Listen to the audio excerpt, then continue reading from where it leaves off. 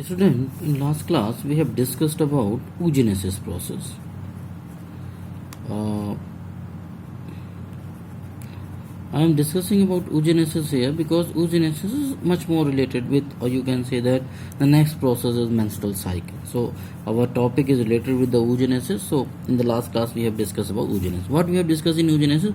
Oogenesis is a process in which ovum will be formed, and this ovum is a female gamete.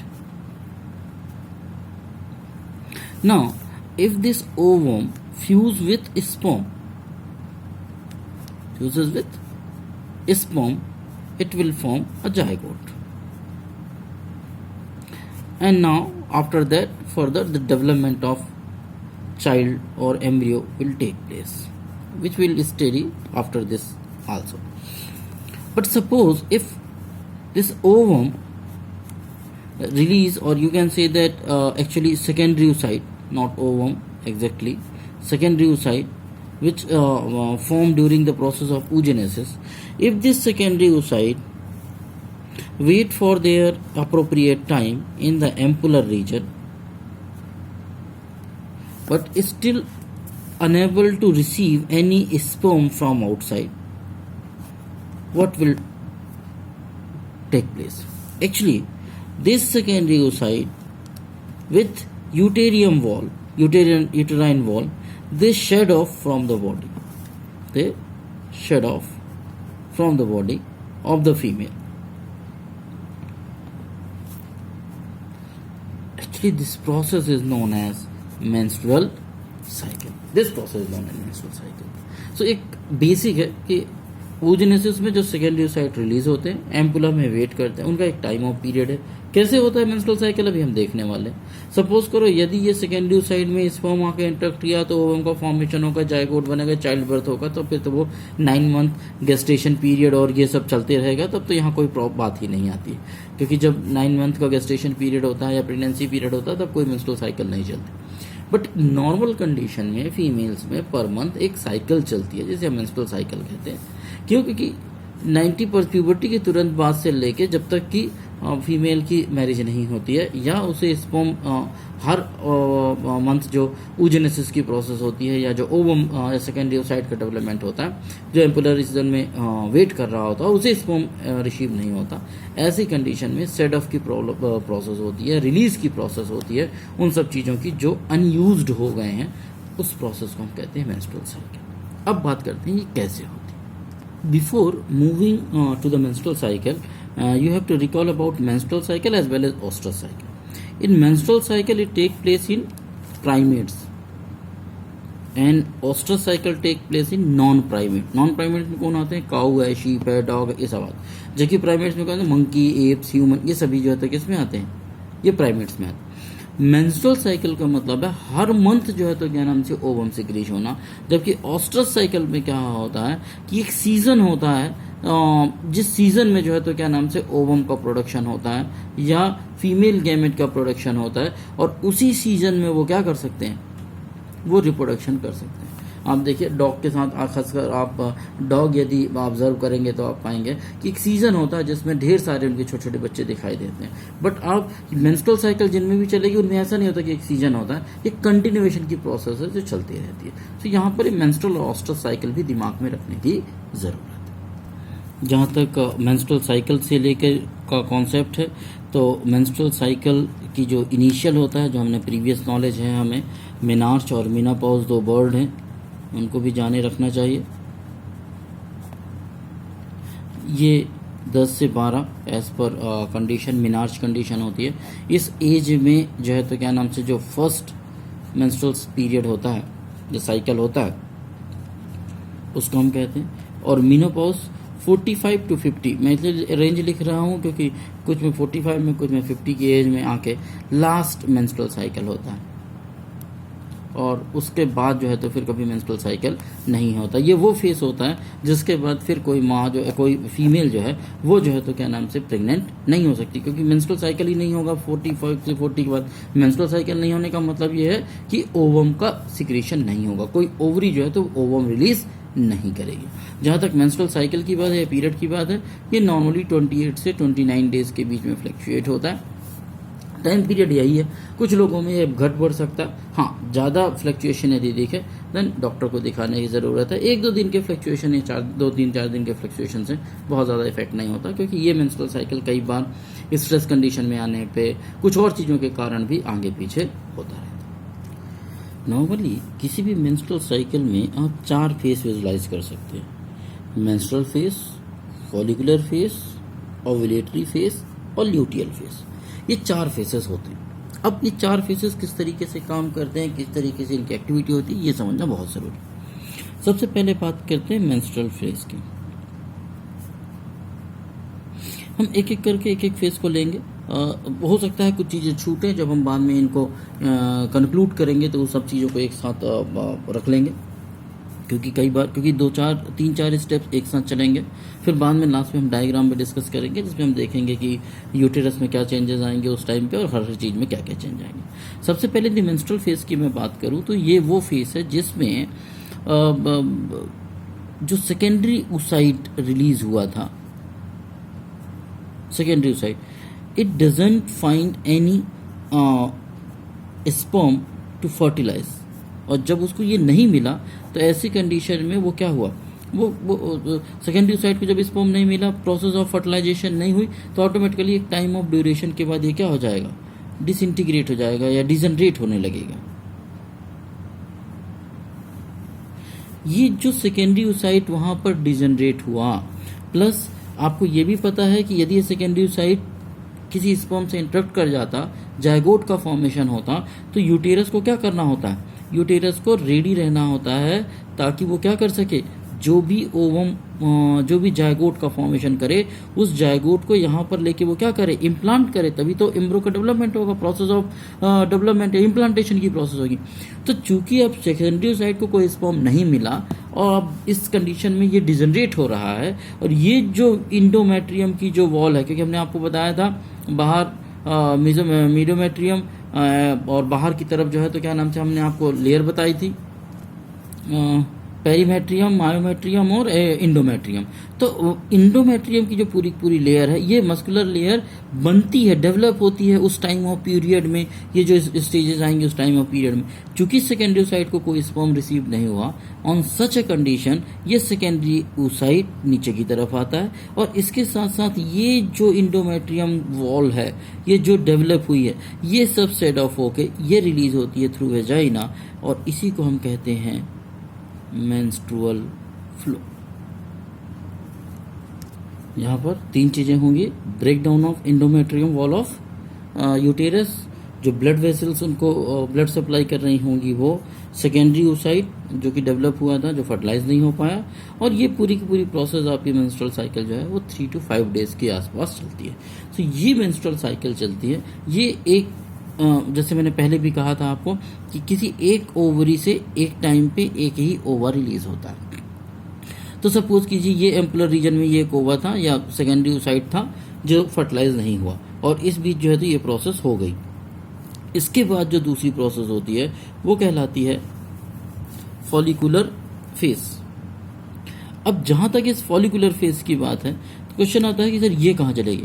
Actually में चूंकि 2 pair of ovaries मौजूद होती हैं, तो यदि इस ओवरी से ये ओवा यहाँ रिलीज हुआ था और ये फर्टिलाइज नहीं होने के कारण मेंस्ट्रुअल साइकिल में ये सेकेंडरी oocyte ये रिलीज हुआ, तो जो दूसरी ओवरी रेस्ट कर रही होती है वो अपना जो है तो क्या नाम से इस प्रोसेस में इन्वॉल्व हो जाती है। किसको कहते हैं, फॉलिकुलर फेस। मतलब अब ये ओवरी रेस्ट करेगी, ये फॉलिकुलर फेस चलेगा, फिर ओवुलेटरी फेस आएगा, फिर ल्यूटियल फेस आएगा, लास्ट में फिर मेंस्ट्रुअल फेस आएगा। तो जब इसका मेंस्ट्रुअल फेस आएगा, सपोज कीजिए कि इसका भी सेकेंडरी oocyte किसी से फर्टिलाइज नहीं होता, जब इसका मेंस्ट्रुअल फेस आएगा और फिर उसके बाद आएगा किसका, इसका फॉलिकुलर फेस आएगा। मींस अल्टरनेट काम करती हैं। इसका एक साइकिल खत्म होने के बाद इस पे आ जाता है और इसका एक साइकिल खत्म होने पे इस पे आता है। सो हमने सपोज किया, बात किया कि इसका सेकेंडरी oocyte था जो अभी रिलीज हुआ इस मेंस्ट्रुअल पीरियड के बाद। अब जो है तो हम देखते हैं दूसरा जो फेस आता है वो आता है फॉलिकुलर फेस का। यदि मैं इस फॉलिकुलर फेस की बात करूं, इस फॉलिकुलर फेस में क्या होता है ना, अब जो दूसरी ओवरी थी उसमें फॉलिकुलर फेस स्टार्ट हुआ। फॉलिकुलर फेस में दरअसल 4 चीजें काम कर रही हूँ। एक तो पिट्यूटरी के हार्मोन, आपको याद होगा 2 हार्मोन होते हैं, फॉलिकुलर स्टिमुलेटिंग हार्मोन और ल्यूटिनाइजिंग हार्मोन, जो पिट्यूटरी से रिलीज होते हैं, जिनको गोनेडोट्रोपिक रिलीजिंग हार्मोन भी कहते हैं। फॉलिकल स्टिमुलेटिंग हार्मोन नाम से ही है, फॉलिकल को स्टिमुलेट करता है। ल्यूटिनाइजिंग हार्मोन, ल्यूटिनाइजिंग में ओवुलेशन की प्रोसेस में आ गया, तो थोड़ी देर बाद इसका रोल दिखेगा। तो आप देखेंगे कि फॉलिकल स्टिमुलेटिंग हार्मोन और ल्यूटिनाइजिंग हार्मोन दोनों का लेवल नॉर्मल बना रहता है फॉलिकुलर फेज। जब हम बात करते हैं कि डेवलपमेंट की, यहाँ फॉलिकल का डेवलपमेंट कैसे चलेगा, तो आपको बता दूं कि प्राइमरी स्टेज में, प्राइमरी फॉलिकल के स्टेज में ऑलरेडी प्यूबर्टी तक आते आते तक हो जाता है। तो यहाँ जब ये फॉलिकुलर स्टेज में आते हैं तो यहाँ सेकेंडरी और टर्सरी स्टेज में ये पहुँच जाता है। सेकेंडरी और टर्सरी को यदि आप याद कीजिए तो टर्सरी स्टेज वो थी जहाँ एंट्रम का फॉर्मेशन होता था और सेकेंडरी साइड डेवलपमेंट की प्रोसेस चल रही होती थी। तो कहने का मतलब है कि फॉलिकुलर फेज जो होगा उसमें क्या होगा कि जो प्राइमरी फॉलिकल है वो सेकेंडरी स्टेज को क्रॉस करके टर्सरी स्टेज में पहुंचेगा, जहां एंट्रम का फॉर्मेशन होगा और जो आपका डिवीजन है वो प्रोसेस शुरू होगी, सेकेंडरी साइड का फॉर्मेशन होगा। जहां तक ओवरियन हार्मोन की यदि मैं बात करूं तो एस्ट्रोजन का लेवल थोड़ा थोड़ा बढ़ना शुरू होता है। प्रोजेस्टेरॉन के लेवल में कोई चेंजेस नहीं देखने को मिलता, क्योंकि अभी तक प्रोजेस्टेरॉन जो है वो ओवरी में बना ही नहीं। चौथा आता है यूटेरस। यूटेरस में क्या चेंज आते हैं, तो यूटेराइन वॉल जो है तो वो बनना शुरू हो जाती है। इंडोमेट्रियम, क्योंकि अभी थोड़ी देर पहले ही ये जो इंडोमेट्रियम वॉल थी ये सब टूट के सेट ऑफ होके गिर गई। अब ये पूरा का पूरा ओवरी फिर से नॉर्मल कंडीशन में। तो जैसे ही ये यूटेरस नॉर्मल कंडीशन में, तो जैसे ये ओवरी एक्टिवेट होती है, फॉलिकुलर स्टेज में पहुंचती है, धीरे धीरे इस यूटेराइन वॉल का फिर से डेवलपमेंट शुरू हो जाता है। तो ये चार चीजें आपको देखने को मिलेंगी। कौन कौन से, पिट्यूटरी हार्मोन के follicle stimulating hormone, luteinizing hormone का सिक्रीशन। फॉलिकल डेवलपमेंट में आपको सेकेंडरी और टर्सरी मिलेगा। जब हम बाद में डायग्राम की बात करेंगे तब आपको बिल्कुल क्लियर हो जाएगा। ओवरी की जहां तक मैं बात करूं तो इससे एस्ट्रोजन हार्मोन निकलता है जिसका लेवल बढ़ते जाता है। एक दूसरा हार्मोन प्रोजेस्टेरॉन है, लेकिन फिलहाल प्रोजेस्टेरॉन में कोई मूवमेंट नहीं होती, या यूं कहिए कि उसके लेवल में कोई इंक्रीजमेंट नहीं होता। क्यों? क्योंकि इंक्रीमेंट इसलिए नहीं होता क्योंकि अभी तक प्रोजेस्टेरॉन हार्मोन बना ही नहीं है ओवरी में। चौथा है आपका यूटेराइन वॉल को लेके, यूटेरस को लेके, जिसमें इंडोमेट्रियम डेवलपमेंट जो है तो वो स्टार्ट हो जाता है। यहाँ एक चीज़ क्लियर कर लीजिए कि मेंस्ट्रुअल साइकिल जहाँ 3 से 5 दिन चलती है, वहीं पर फॉलिकुलर फेज का जो टाइम ड्यूरेशन होता है वो होता है 5 से 13 दिन, यानी 13th डे तक, 13वें दिन तक।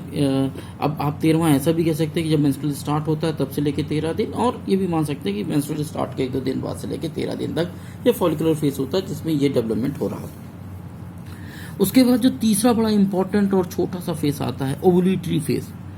दरअसल हमें मानकर चलते हैं कि 28 डेज की जो है तो मेंस्ट्रुअल साइकिल होती है, जिसमें जो मिड ऑफ द सेशन होता है, 14th डे जो होता है, बड़ा क्रूशियल होता है, क्योंकि ये वो फेज है जिससे ओव्यूलेशन की प्रोसेस होती है, यानी कि ओव्यूल रिलीज होता है। जैसे मैंने पहले ही कहा है आपको कि फॉलिकुलर फेज में यहाँ पर आपका ये टर्सरी स्टेज कंप्लीट हुआ, और आपको याद होगा जब मैं ओजेनेसिस की प्रोसेस समझा रहा था तब मैंने कहा था कि टर्सरी जो होता है यही बाद में ग्रेफियन फॉलिकल्स में कन्वर्ट होते हैं। टर्सरी फॉलिकल जो है यही किस में कन्वर्ट होते हैं, ग्रेफियन फॉलिकल में, या आप इन्हें दूसरा नाम दे सकते हैं क्या, मैच्योर फॉलिकल। और जब ये ग्रेफियन फॉलिकल या मैच्योर फॉलिकल में कन्वर्ट होते हैं तो इनके अंदर जो है तो क्या बन चुका होता है, सेकेंडरी oocyte।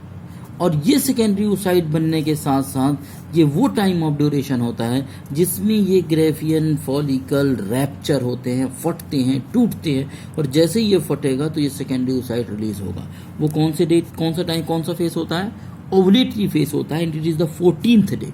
हालांकि ये पूरी की पूरी प्रोसेस यहाँ पर हम देखें कि ओवुलेटरी फेस में क्या क्या होगा।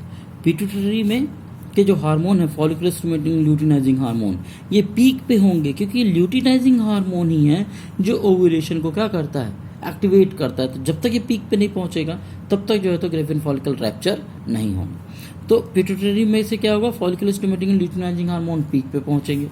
ओवेरियन यदि इवेंट की मैं बात करूं तो ओवेरियन इवेंट में ही क्या होगा, रैप्चरिंग ऑफ ग्रेफियन फॉलिकल, और जैसी रैप्चर ऑफ ग्रेफियन फॉलिकल होगा क्या होगा, सेकेंडरी oocyte बाहर निकलेंगे।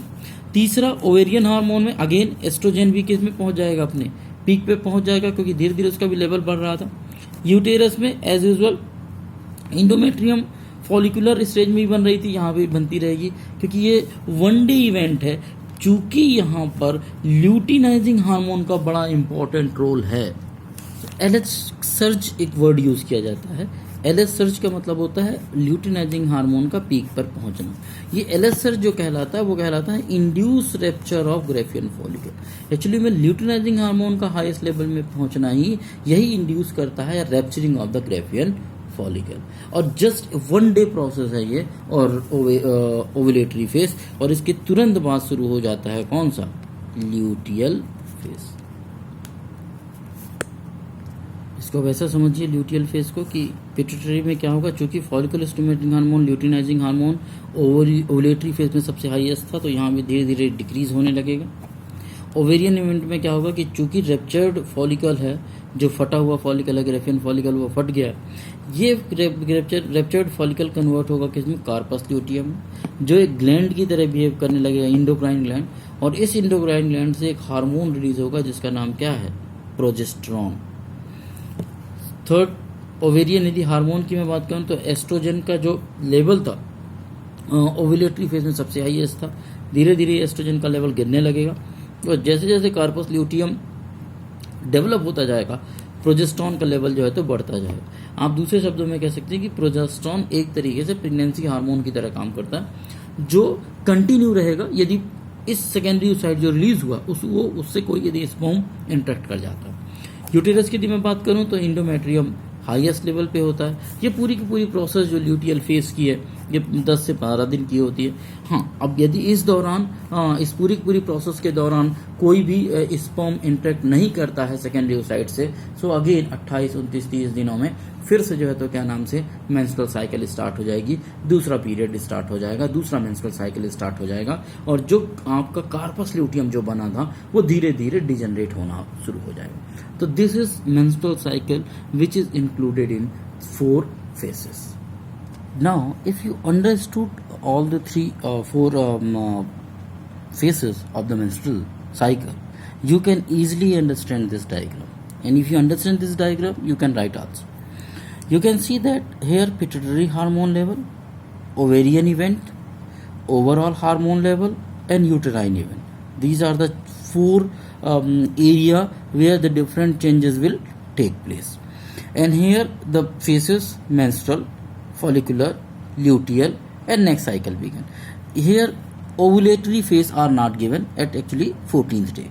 What will happen in case of menstrual? In menstruation phases, actually the level of the primary hormone, follicular stimulating and luteinizing hormone is very less, क्योंकि अभी menstrual cycle चल रहा है।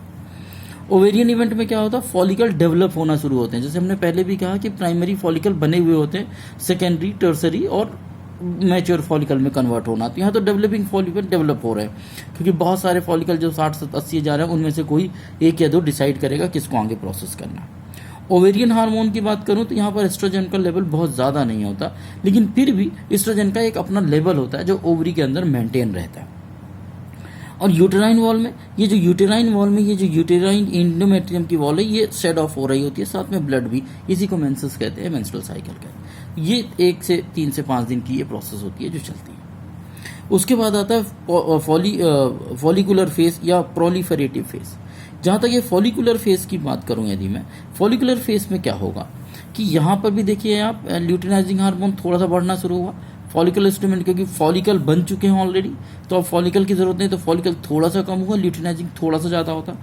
ये वो फेज है जहाँ पर आपको टर्सरी और सेकेंडरी और टर्सरी फॉलिकल स्टेज देखने को मिलेगा, एंट्रम का फॉर्मेशन देखने को मिलेगा, डेवलपमेंट देखने को मिलेगा। एस्ट्रोजन का लेवल धीरे धीरे यहाँ पर बढ़ना शुरू होता है, लेकिन देखिए प्रोजेस्टेरॉन में कोई चेंजेस नहीं।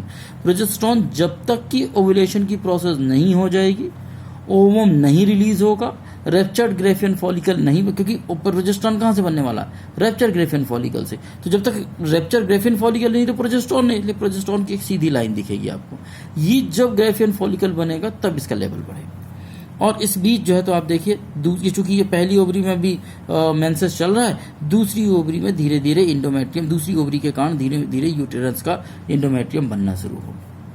14th डे, जिसको हम एलएच सर्ज स्टेज भी कहते हैं, देखिए आप एलएच का लेवल बड़ी तेजी से बढ़ा, थोड़ी मात्रा में फॉलिकुलर स्टिमुलेटिंग का ही बढ़ता है। यही वो हार्मोन लेवल है, ल्यूटिनाइजिंग हार्मोन, जिसके कारण rupturing of Graafian follicle will take place, या जो ये फॉलिकल है ये जो है तो रैप्चर करता है। जिसे हम मैच्योर ग्रेफियन फॉलिकल भी कहते हैं। तो ये प्रोसेस होती है, इसी को कहते हैं हम ओवुलेशन। ये सेकेंडरी ओसाइड स्टेज में, not ovum stage, secondary oocyte stage में रिलीज होता है। एस्ट्रोजन का लेवल यहाँ भी तेजी से बढ़ता है जब ल्यूटिनाइजिंग हार्मोन का बढ़ता है, और नॉर्मल प्रोसेस चल रही होती है किसकी, यूटेरस में, इंडोमेट्रियम में। जैसे ही ओवुलेटरी फेज खत्म हुआ, अब ल्यूटियल फेज आता है, सिक्रीटरी फेज आता है। अब देखिए ल्यूटिनाइजिंग हार्मोन का लेवल नॉर्मल होने पहुंच जाला, धीरे धीरे फॉलिकल स्टिमुलेटिंग नॉर्मल होने लगता है, फिर बाद में लास्ट में जो है तो जब खत्म होने वाला होता है ल्यूटियल फेज तभी बढ़ता है, क्योंकि इसको नेक्स्ट साइकिल चलानी है, नेक्स्ट फॉलिकल को एक्टिवेट करना। यहाँ ये जो रेप्चर्ड फॉलिकल है यही कन्वर्ट होता है किसमें, कार्पस ल्यूटियम में, और कार्पस ल्यूटियम में जैसे ही कन्वर्ट होगा, अब आप देखिए ओवेरियन हार्मोन में प्रोजेस्टेरोन का लेवल तेजी से बढ़ता है। अब यदि इस दौरान जब इधर यूटेरस भी जो है तो यूटेराइन वॉल भी हो जाता है, अब इस दौरान ये जो सेकेंडरी ओसाइट यहाँ रिलीज हुआ है एम्पुला में, यहाँ पर यही प्रोसेस ऑफ फर्टिलाइजेशन, यही 7-8 दिन का समय होता है जिसमें फर्टिलाइजेशन होता है। यदि फर्टिलाइजेशन हो गया तो ये जो डेवलपिंग कार्पस ल्यूटियम में, ये जो रेप्चर्ड ग्रेफियन फॉलिकल है जो कार्पस ल्यूटियम में कन्वर्ट होता है और ग्लैंड की तरह काम करता है, फिर ये रिग्रेसिव या जो है तो डिजनरेट नहीं होता, बल्कि मेंटेन रहा आता है यदि फर्टिलाइजेशन हो जाता है तो। और कब तक मेंटेन रखता है, अप टू 9 मंथ। लेकिन यदि फर्टिलाइजेशन नहीं होता तो ऐसी कंडीशन में ये जो कार्पस ल्यूटियम ये धीरे धीरे डिजनरेट होता है, और जैसे ये डिजनरेट होना शुरू होता है आप देखिए एस्ट्रोजन का लेवल बढ़ना शुरू होता है, और यहाँ से नेक्स्ट मेंसेस स्टार्ट होता है जिसको नेक्स्ट कहते हैं। इसके नाम भी है, ल्यूटियल फेज को सिक्रीटरी फेज भी कहते हैं, फॉलिकुलर को पॉलीफेरेटिव फेज भी कहते हैं। ओवुलेटरी फेज नहीं दी हुई है। I think I have completed, there may be no doubt in case of menstrual cycle. Have a nice day. We will meet in the next class.